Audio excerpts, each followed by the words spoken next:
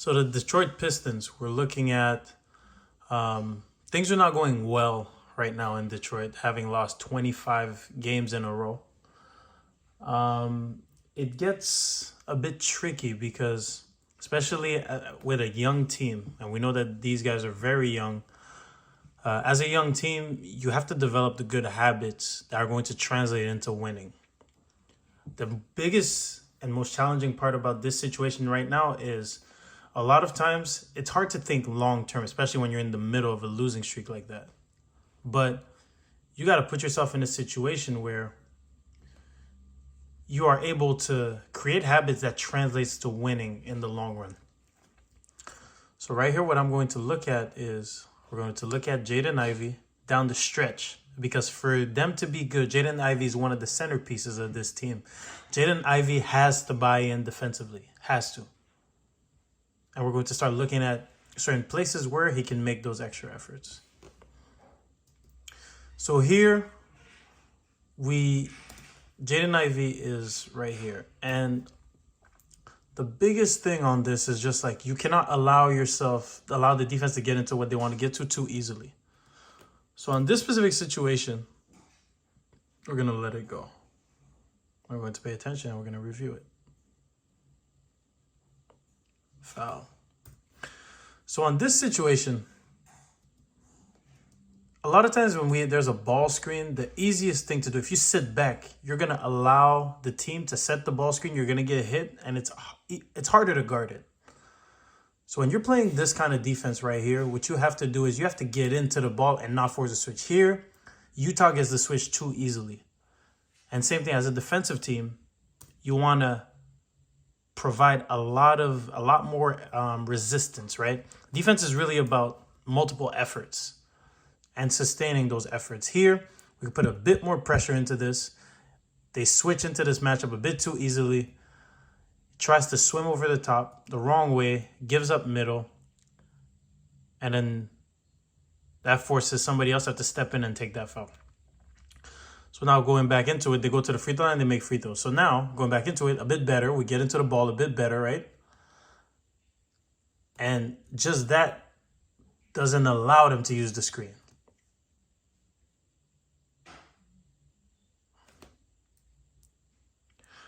Now, in this situation right here, a wide open shot, we talked about it, multiple efforts.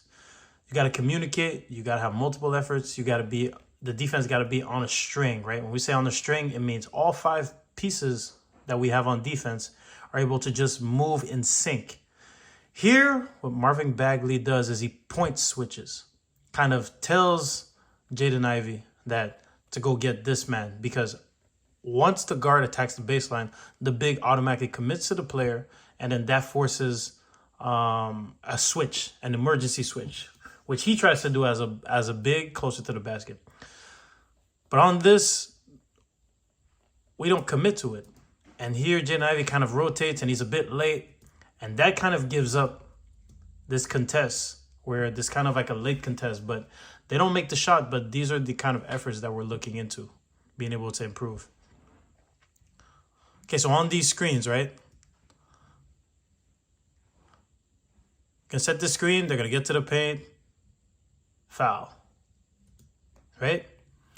So in this situation right here, as a guard, right? And this is a good teaching point for a lot of guards that get put into this, we call this a flex screen, right? Just being able to set the screen and have the big come seal and post, right? Just off this screen right here, what you have to do as a guard is you have to bump. He makes no contact with him, and that allows him to get deep position. As a guard, what you have to do is you have to bump the big to give enough time for your big to be able to recover, and maybe he doesn't catch it, right? Because here he catches it super close to the basket.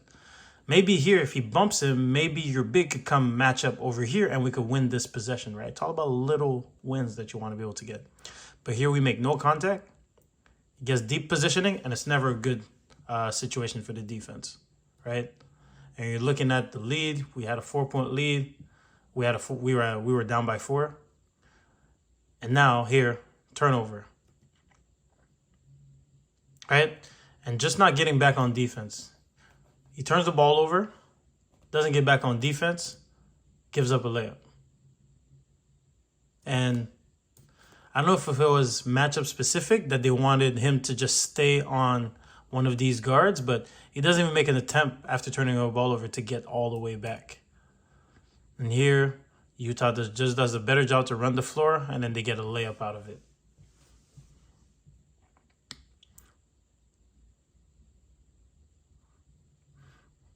Right, just a bit better. Setting this screen. Going to switch. We're looking at 23 right here, right? And then just not closing out hard enough, right? So doesn't close out hard enough, and then it gives up that shot right here. Second chance points, and this is like towards the whole defense. Everybody, we got to rebound, we got to contest, and this is more targeted towards the Detroit Pistons. And if something happens as a team, like you want to be able to provide these multiple efforts, and the one thing is you can't allow offensive rebound. You got to secure the basketball.